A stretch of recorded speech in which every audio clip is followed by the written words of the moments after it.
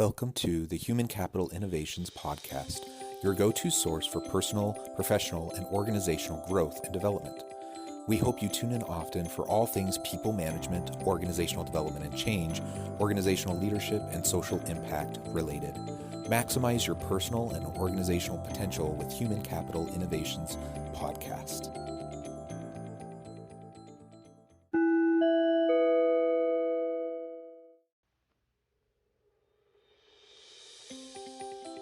Welcome to the Human Capital Innovations Podcast. In this HCI podcast episode, I talk with Will Dennis about applied improvisation and how organizations can stand to benefit from it.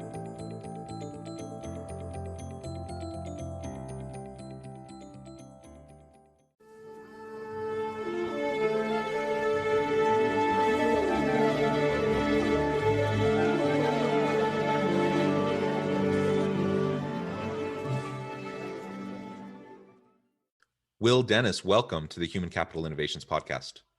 Thanks for having me, Jonathan. Yeah, I am excited to have a unique conversation today. We talk a lot about various people management, organizational leadership, people-centric organizational types of topics.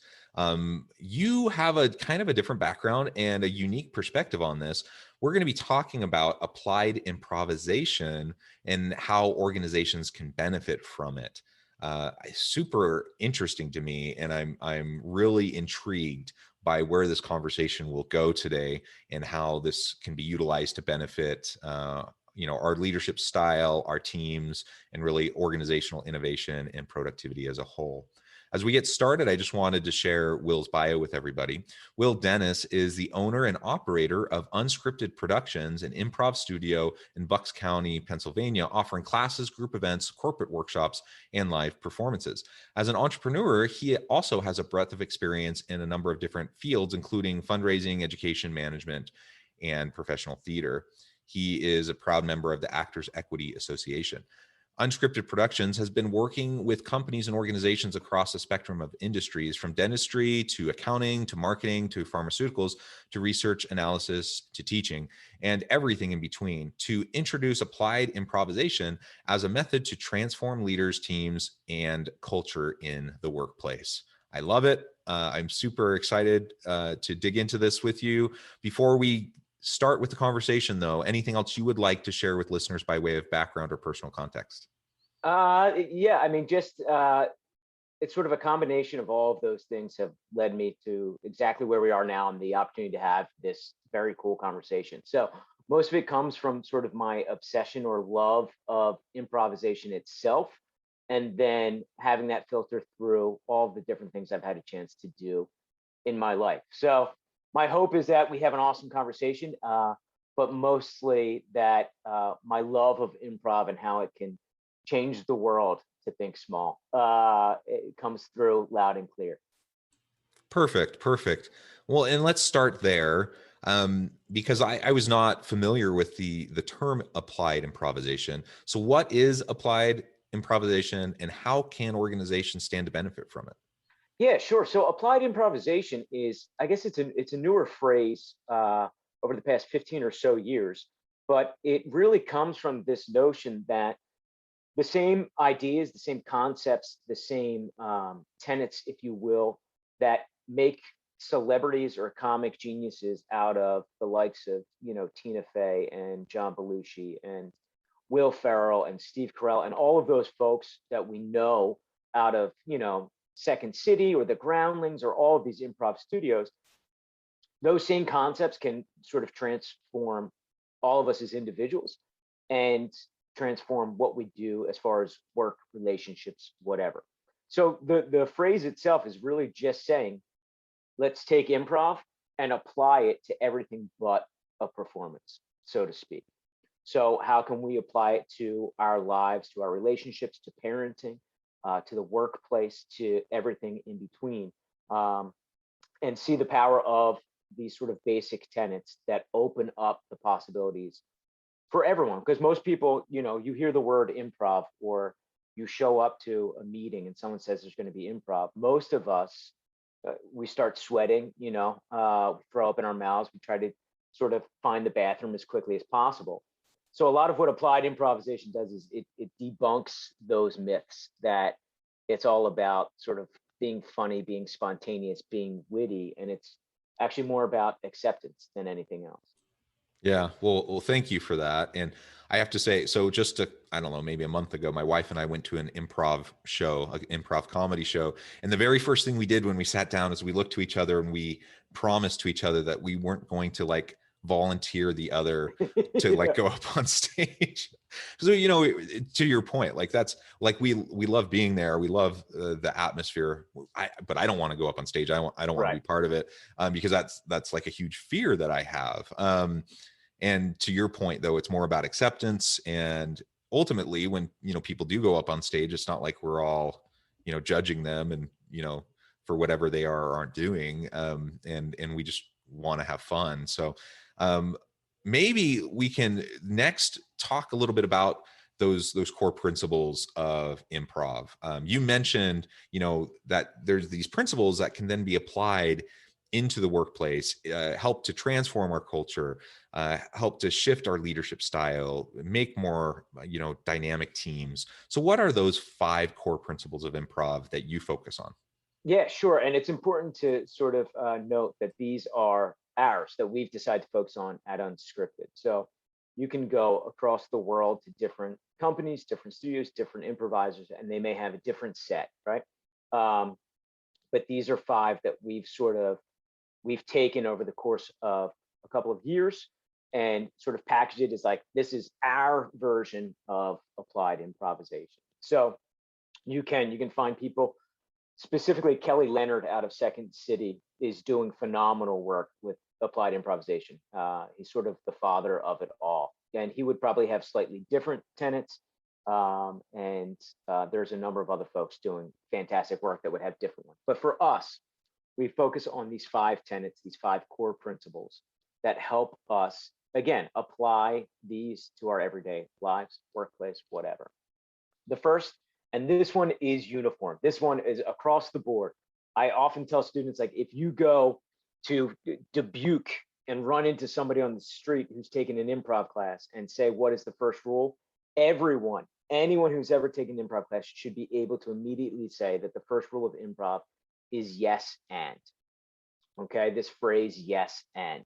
It's become a little bit more common even in society. It's become sort of a buzz phrase, but it's that notion that everything in improv starts with, first and foremost, acceptance and then contribution, right? Being open to the possibility of accepting one another, accepting one another's ideas, and then being committed to contributing something of our own to make those ideas better and better and better.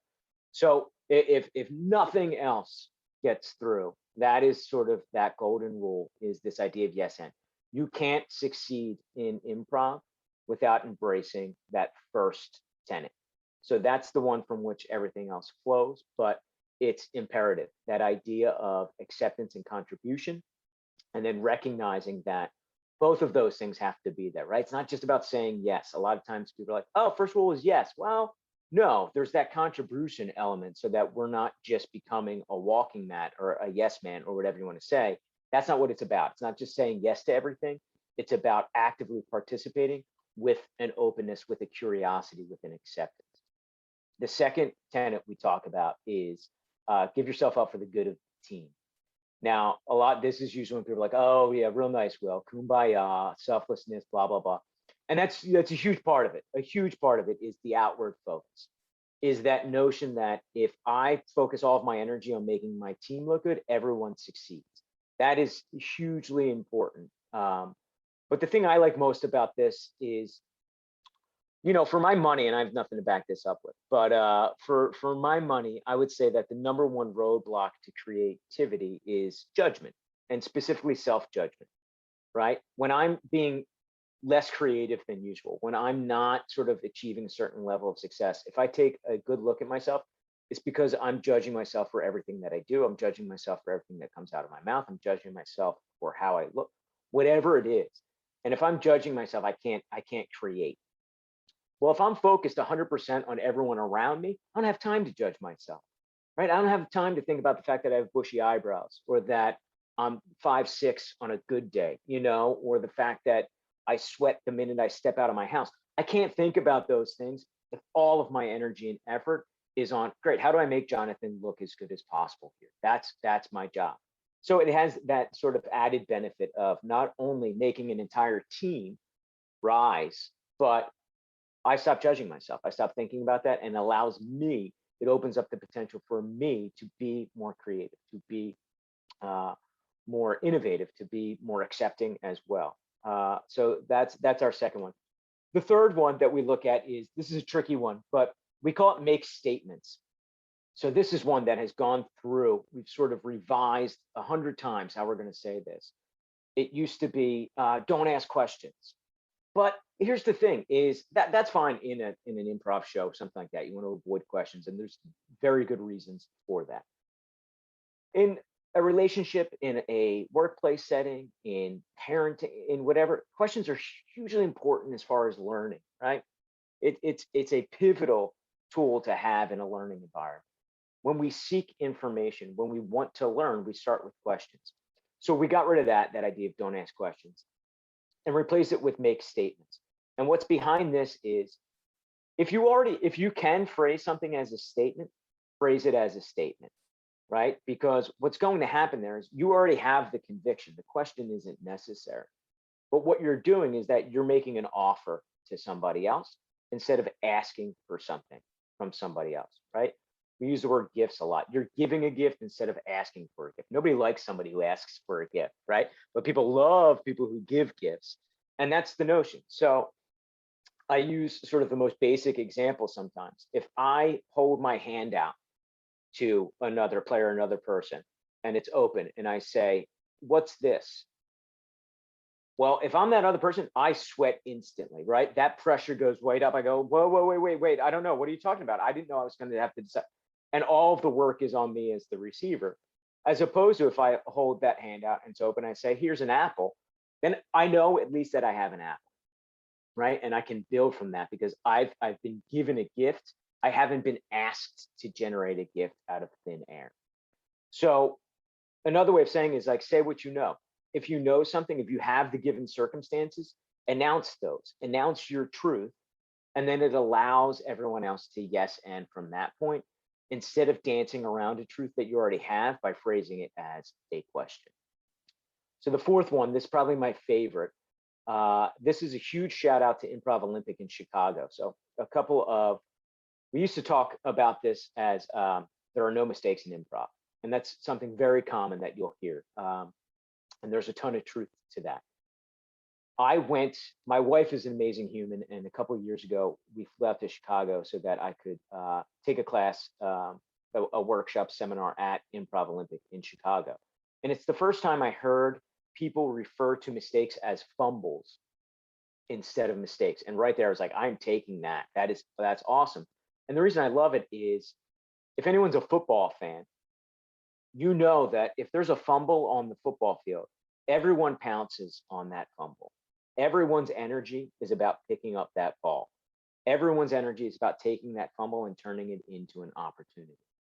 I've never seen a football game, Jonathan, I don't know if you have, I don't know if anyone has, where somebody fumbles and everyone runs the opposite direction, right? It's like, well, back to the locker room, head for the tunnels, this is scary. That doesn't happen. People go, oh, there's an opportunity. It's either an opportunity to get the ball back or it's an opportunity to flip possession. And it's that same idea as far as mistakes go in improv. So we've started calling them fumbles. So mistakes are fumbles, which are opportunities.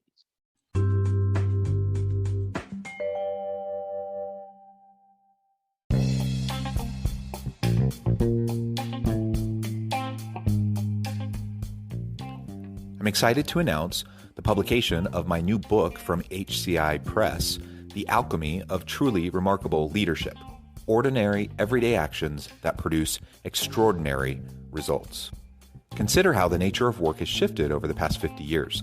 With increased globalization, rapid technological advancement, and the shift in economic composition, the average job of today looks very different than the average job of 50 years ago. What will the jobs and organizations of tomorrow look like? Moreover, what does this all mean for organizational leaders? What are the core competencies and capabilities of organizations and their leadership that are prepared for continued disruption and geopolitical and socioeconomic shifts?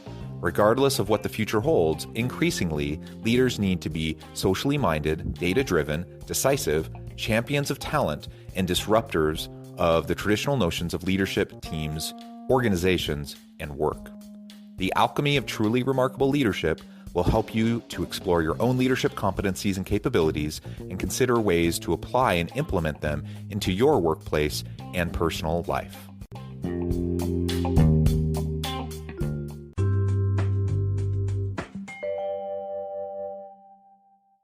Like you, I really like that idea because not only is it seen as an opportunity, but it's seen as, everyone's on the team and they have each other's back, right?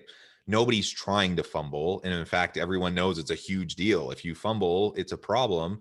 And so everyone tries to have each other's back. They try to make the most out of it. In that moment that the ball comes out, it's not like everyone stops and then they start pointing fingers and saying, you screwed up. Rather, they're just trying to pick up the ball and run with it, right? Yeah, absolutely. And it's why these are all so interconnected too. And I love that notion of that's what a fumble's about in that moment, is having one another's back. You're right. Nobody's stopping and saying, you fumbled it. Let's bring a ton of attention on you right now. And the fact that you fumbled. It's not, it's like, all right, how can we pick this up one way or another to focus on moving forward? How do we turn this into some sort of opportunity?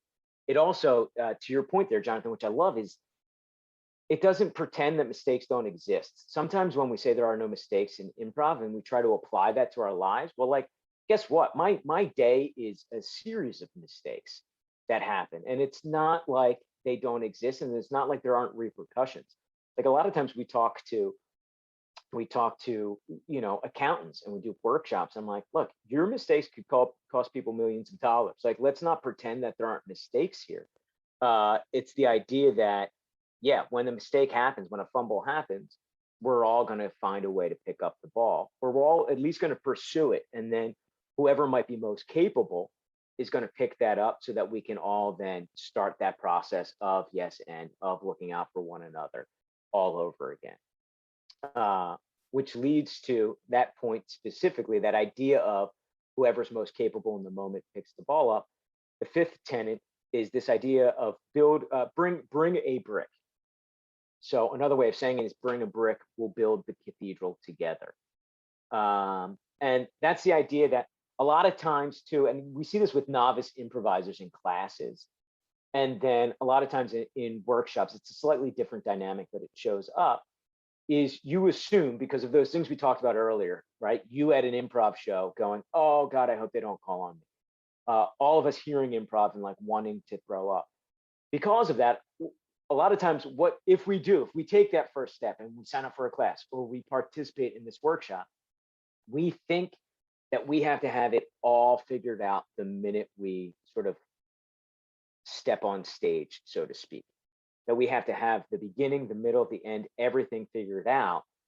And that's not the idea. There's nothing in improv. There's nothing in training. There's nothing in the definition that says that you need to be quick, witty, spontaneous, and also know the entire plot of where your scene is going the minute you open your mouth. That's not the idea. That becomes the antithesis of yes and, right? So this notion of bring a brick, bring whatever it is that you bring who you are, bring your skill set, bring your one idea, whatever it is, bring a brick. And then being open to that yes and, we get to build the house together. We get to build the cathedral together. And to look at it in reverse, right? No cathedral, no house could exist without sort of that cornerstone, that keystone upon which everything else gets laid. So like it allows us to be open to the possibility, the wild possibility, that our one idea, our skill set, who we are as a human being, could be the cornerstone for something great. And a lot of times we don't think that. We're too harsh on ourselves. We beat ourselves up. We judge ourselves 18 times before leaving the house to ever think that, oh, something that I offer might be worthy of being built upon. So those are the five. We throw those together, and due to the nature of improv, they're probably implemented differently depending on what company we might be working with, a specific class, whatever it is. It's that idea of like, this is what makes sense for us. Now, how does it make sense for you in your workplace, in your environment, in your culture? Yeah, yeah. I think those five core principles are really important, and I hope listeners, as you're describing those, I hope everyone was able to make the connections into what that looks like in your organization, with your leadership style, with your team dynamics, and what you're trying to accomplish. I know I certainly did. There's so much there about just opening yourself up to vulnerability, having trust in each other, helping each other out, and just putting a positive step forward. Sometimes it's two steps forward, one step back, and that's okay. But that iterative process and not having to have it all figured out from the very beginning, um, that's essential within organizations if we want to be innovative, creative, and we don't want to get stuck in our fear of failure, which is a very common problem in a lot of organizations. One thing that has kind of come up a couple times in our conversation today already is just the notion that people can get uncomfortable with improv. I think people get uncomfortable with uncertainty, right? People, and that's one thing about improv is like you don't know where it's going to go. It's not scripted, and so you just kind of have to learn to go with the flow, lean into the uncertainty, with be comfortable with the discomfort, and the ambiguity and complexity of the dynamic that you're in. That's something that I think we all would do well to learn how to cope with and even lean into and leverage, because the reality is certainty is a facade. Like there's almost no certainty in the world. We like to pretend like there's certainty because that makes us comfortable, and predict. We feel like there's predictability. We feel like there's stability. All that's good. It's probably a natural human tendency, but the reality is, especially in hyper competitive business, where you're having to adapt and pivot all the time, if you want to be creative and innovative and work in dynamic ways collaboratively with your team, you just got to get past that discomfort and you have to lean into that uncertainty. And so the principles of improv, I think, are just a really great way to couch that framing and to get ourselves outside of our comfort zone a little bit, and then we can over time get more comfortable with being uncertain. Yeah, or just that. Absolutely, absolutely. And living in the uncertainty and it being okay and it not having to, flexing on the fly, right? You can plan, and you should absolutely plan, and strategic plans, and outlooks and things like that. But what do you do when those plans don't come to fruition, especially after the year and a half that we've had, right? Like, uncertainty should be the word that we all have sort of indelibly placed in our hearts. Is like, yeah, you can't really count on anything because you don't know. And then once you think that you've gotten certainty figured out, it changes again. And it's that notion of, if you can live in that, and that's where culture starts to take place. We've done a number of workshops. One of the things that we always talk about is, if there's not buy-in from the top down, then don't bring us in. And that's something that we've seen in the past, is a lot of times leaders will want this. They understand the value of it. They've read up on it. They've seen other companies use improv, and they want it for their teams, but they don't necessarily want it for themselves, for that very reason you're talking about. Is it's the giving over of power. And I mean that in a multitude of ways, and the giving over of certainty. They want to be certain from here while giving their employees something, but they aren't able to go, yeah, let's do this. Let's live in a certain amount of uncertainty and embrace it, and embrace that. If we buy into these five things, to your point, Jonathan, uncertainty becomes really, really comfortable because it's all we know. When we're used to the opposite, but it does become about flipping the script a little bit and starting to be used to the uncertainty instead of what we've been sort of programmed to do as humans and as a workforce for so many years. Yeah. And how about, like, I consider myself primarily an introvert. It's a bit of a spectrum. I don't think anyone's completely introverted or completely extroverted. And we find ourselves probably in different parts of the spectrum depending on context and situation. But generally speaking, I would say I'm more of an introvert than I am an extrovert. That's one of the reasons why my wife and I turn to each other and say, "Don't you dare, volunteer me to go out on stage." Yeah. Um, so a lot of times people will think, well, improv, that's only something an extrovert will do. Or if I'm trying to apply these principles in the workplace, maybe I'm just out of luck. Maybe innovation, creativity, leaning into uncertainty, maybe that's something that only extroverts will do. Well, how would you respond to that? Yeah, well, first and foremost, I'm an introvert, right? I'm one of those people when they hear improv, I'm running for the bathroom. Like, and I do it for a living. I perform it for a living too, and it's still in me, right? I'm very much, and you're right, it's a spectrum, and we all fall at different points on it based on the circumstances. But that's me. And what I'll say is, it's applied improvisation or any really quality improv class will debunk all of that immediately, right? It's a lot of times we talk about creating an environment for safe risk taking.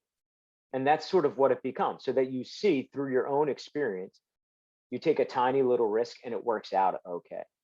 And then you take a tiny little risk and it works out okay. And then you slowly start to see, like, oh, improv isn't about extrovert or introvert. That's an assumption we all make. We think it's because of how closely associated improv is with acting, right? And it's very much, it's a training ground for acting, to be sure. But when we pull it out of that world, then it doesn't matter. It doesn't matter if you're an introvert or an extrovert. I would say, especially in classes, introverts tend to ultimately be better improvisers than extroverts, because they're willing to take the steps one step at a time, and they're willing to see when something is becoming successful and safe and creative and innovative.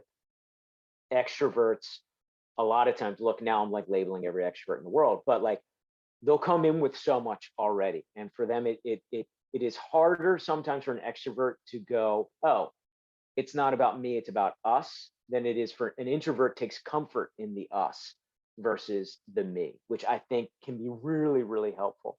And also goes into, I mean, this is a much bigger conversation, but it goes into that notion of growth mindset, right? That even from an introvert and extrovert standpoint, we're not fixed. We're not fixed in our mindset. So through that process of these slow, safe risks, you start to rewire in a way that you go, oh, that's not it's who I was, but now I can see this is sort of part of who I am too. So to your point of people just resigning to the fact of, oh, I guess I can't be innovative, I guess I can't be creative. Anyone can improvise, anyone can innovate, anyone can be creative. It's just about being in a trusting, careful process to allow you to see that safely over the course of time, right? Nobody's going to say to me, hey, jump out of a plane tomorrow, it's going to be okay. I'm not going to do that. But if I slowly start sort of seeing that, oh, this little jump here or this little risk is safe, it's okay. This thing with the parachute, then I can slowly get to a point of jumping out of a plane. Don't hold me to that. There's no way I'm jumping out of a plane, but nonetheless. Yeah, I'm scared of heights. There's no way I'm jumping out of a plane either. Yeah, Uh, yeah, yeah. very good. Well, Will, it has been a real pleasure talking with you, and you've really helped expand my understanding and in my mind around these topics. It I really hope that listeners can latch on to some of the principles that you've been describing, because I think it really can help all of us in our teams, in our organizations.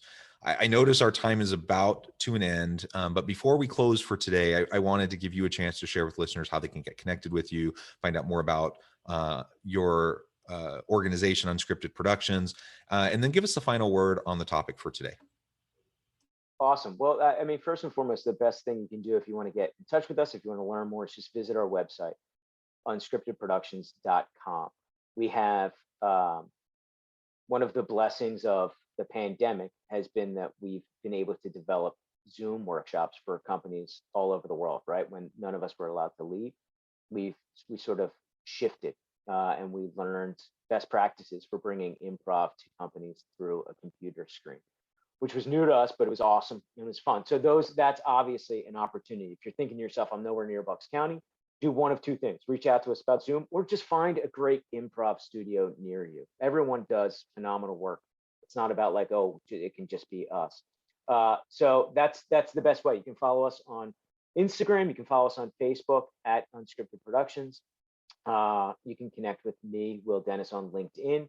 And I'm happy to be a resource for anyone, even if you just have a question. It's not about, hey, let me sell you this program that we're doing. I'm my first and foremost, I'm trying to spread sort of the happy juice that is improv. So if I see it permeating the workforce, I really do believe, I said in the beginning that improv can change the world, but I wholeheartedly believe that. So if it's getting out there, if you have questions on how to get it out there, feel free to reach out to me. But as far as the a final thought on the topic, what I'll say to everyone is, I say this at the end of every workshop. I say, like, look, tomorrow you're not going to be a different person because you spent, 3 hours in an improv workshop. It's not going to be magic like that, but start paying attention. And this is what I just ask everyone to do. Notice the moments in your life where there's a possibility to say yes and where we're conditioned to say no.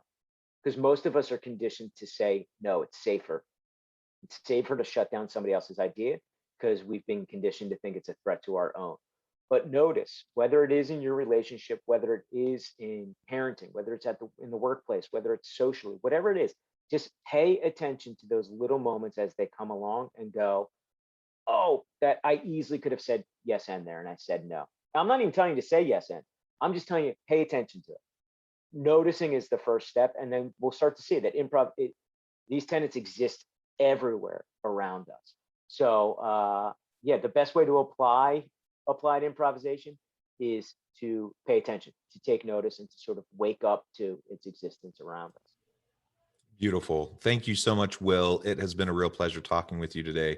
I encourage listeners to reach out, to get connected, find out more about what Will and his organization can do for you. And as always, I hope everyone can stay healthy and safe, that you can find meaning and purpose at work each and every day. And I hope you all have a great week.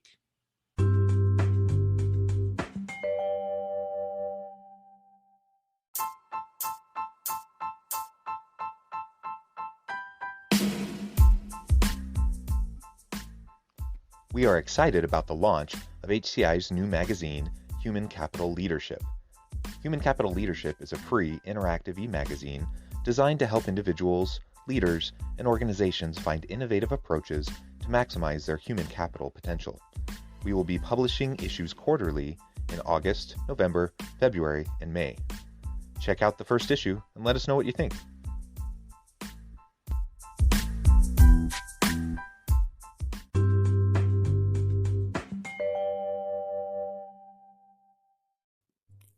Thanks again for joining us for this episode of the Human Capital Innovations Podcast. I hope you stay healthy and safe and that you have a great week.